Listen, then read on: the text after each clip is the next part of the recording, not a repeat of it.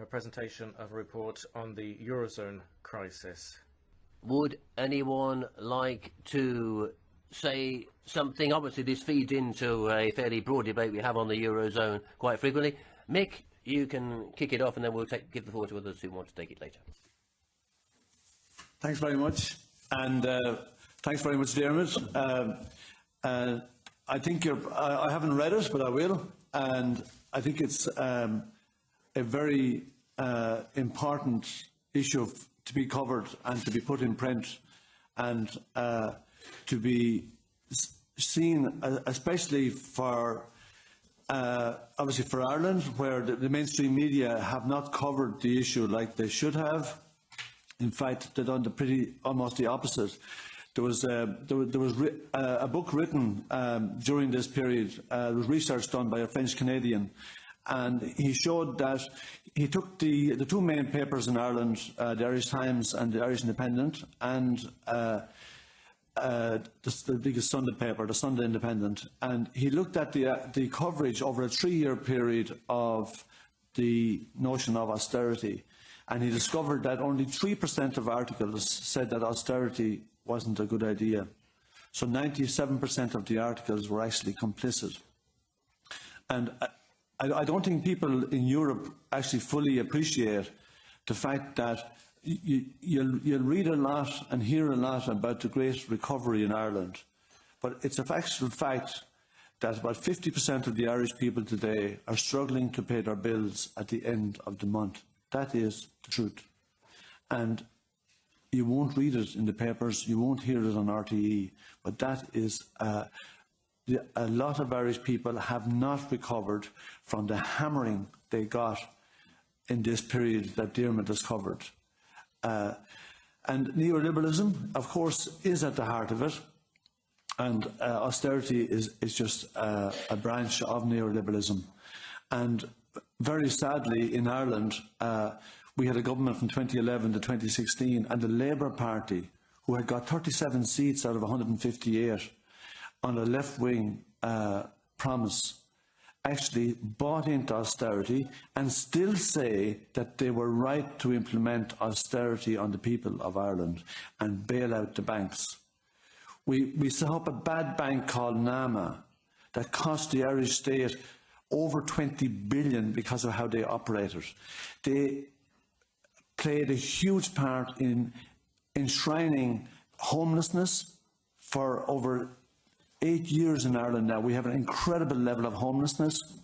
We have a housing crisis that NAMA bear huge responsibility for.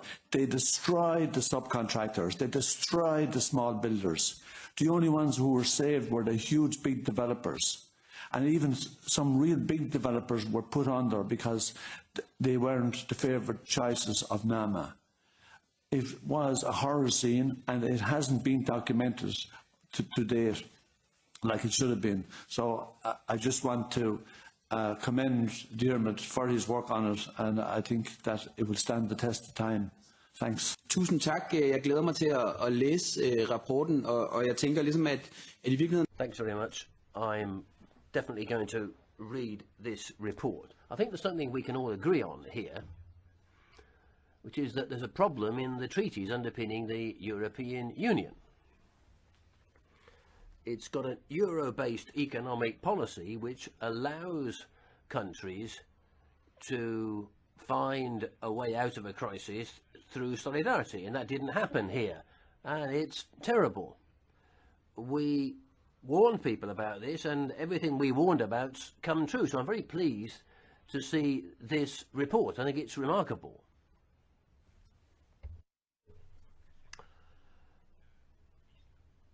You can see that Ireland and Iceland were hit really hard by the whole crisis, and Ireland was particularly hard hit when it should normally have been helped by the solidarity mechanism, but the methods which we recommended to come out of the crisis weren't followed, and we wanted a more equal society, and of course that didn't happen.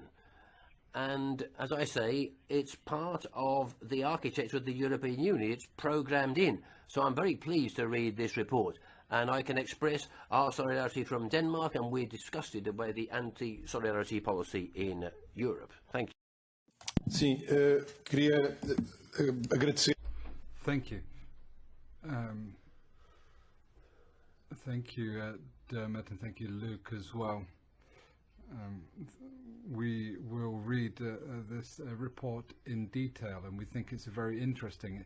It's really putting the finger in the wound, if you like, of the Eurozone problems. The Eurozone isn't the problem is the Euro, as you've said. Well, that's the question we need to look at. We need to ask the question and go beyond that and find a solution to it as well. There were consequences which were utterly devastating, above all in peripheral EU countries, not only, but above all, as you said yourself. You took the example of Ireland, but we could add other countries into that. Portugal, for example. If you compare 20 years of the euro with 20 years prior to the euro, we were growing above average rates. There was convergence. We were growing faster than the average global rate. The 20 years with the euro, we're below average in the growth, below average in terms of convergence, etc., etc. We've had 20 years of stagnation with a bit of boom and bust throughout that period as well. We've had debt levels have skyrocketed. That's what the euro has meant. That's what the euro has meant for Portugal and other countries as well. Reduction in agricultural production, economic imbalances, drop in industrial output. Some people say the problem wasn't the euro, but the rules attached to the euro.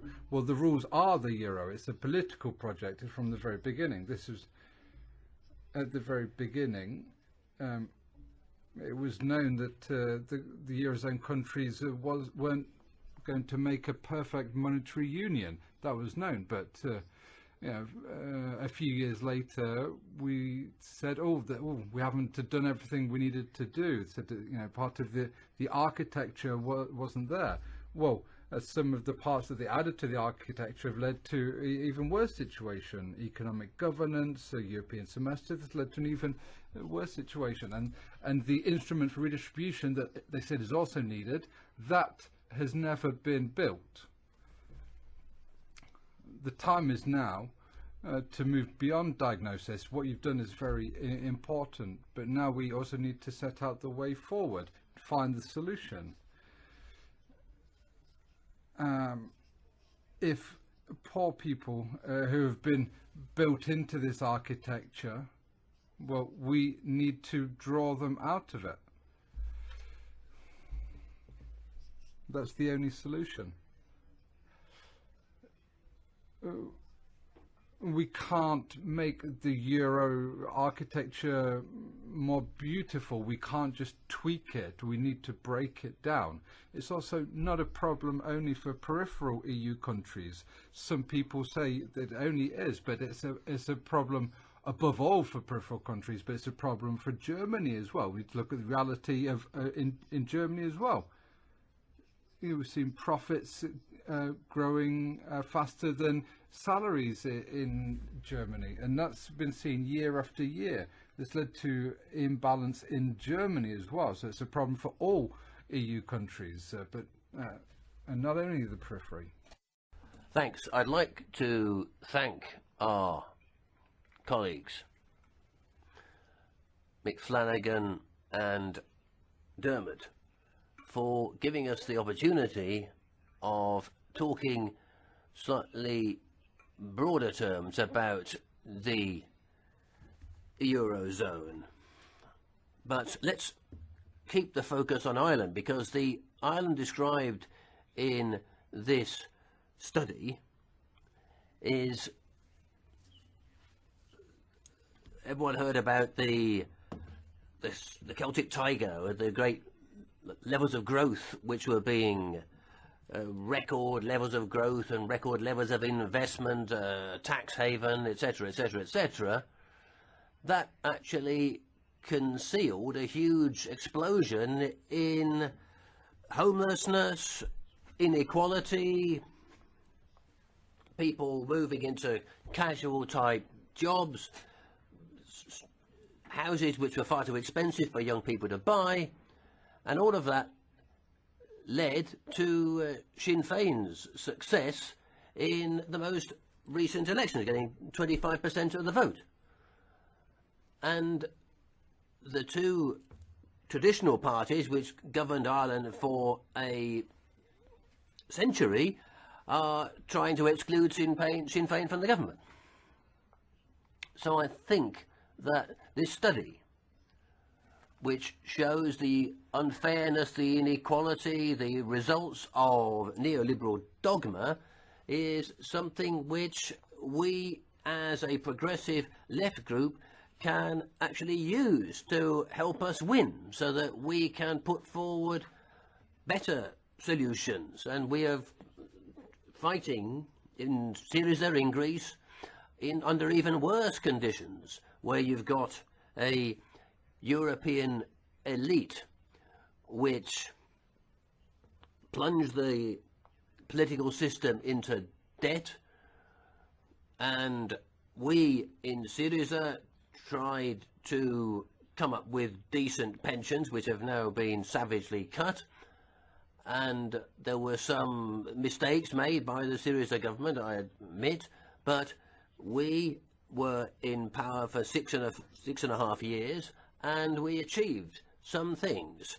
And despite the pressure that was put upon us, everyone knows about the influence that Europe had, we did focus, and the study mentions this idea, how we can still come up with winning strategies in the face of neoliberal policies, and also the structural choices made by the European Union which build in inequality. And we should focus our attention on that, I think.